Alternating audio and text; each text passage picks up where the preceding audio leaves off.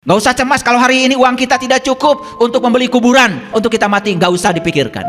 Sungai masih luas, laut juga masih luas. Mau balik ke laut, mau bola ke sungai, tetap aja mulang ke asal. Asal nanti dunia, balik ke dunia. Itu raga.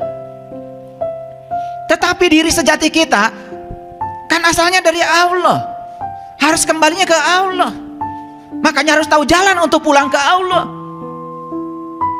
Dan selama ini banyak sekali kita melakukan aktivitas yang mengikuti kebanyakan orang, yang populer, sementara kita tidak mengerti itu aktivitas buat apa. Contoh sederhana saja, begitu semua orang puasa, kita puasa saja, mengikuti kebanyakan orang. Pokoknya sahur kita bangun, kemudian sahur kita makan, setelah itu tidak makan, tidak minum, ya sudah, maghrib baru makan lagi. Akibatnya kita hanya terjebak oleh rutinitas. Apakah itu bagus? Bagus. Dari sisi kesehatan itu oke. Sudah diteliti oleh Profesor Yasenir Osumi. Bahkan beliau mendapatkan hadiah Nobel ya, dengan teorinya yang disebut dengan teori autopagi. Bagaimana mempuasakan tubuh jasmani ini? Ternyata tubuh jasmani ketika dilaparkan menghasilkan yang disebut dengan protein raksasa, namanya autopagisom. Dan protein itu akan melalap habis semua sel-sel mati yang tertinggal dalam tubuh kita. Ini sains. Gaul dikit makanya. Tetapi apakah cukup? Tidak.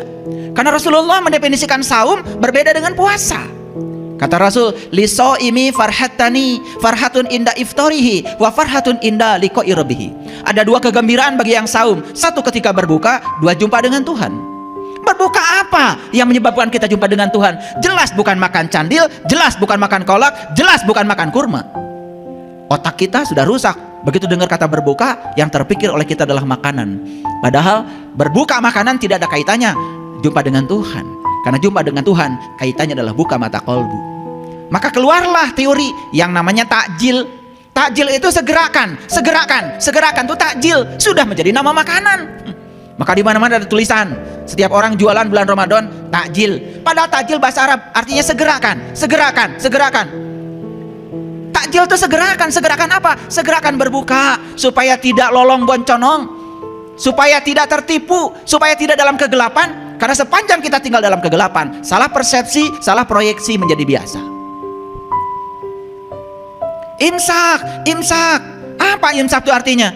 Imsak itu artinya ya, akhirkan, akhirkan, tahan. Itu maksudnya imsak itu. Kalau kita sudah berbuka, akhirkan, jangan sampai nutup lagi. Tahan, itu maksudnya. Taunya imsak itu batas untuk tidak makan, tidak minum. Karena kita puas.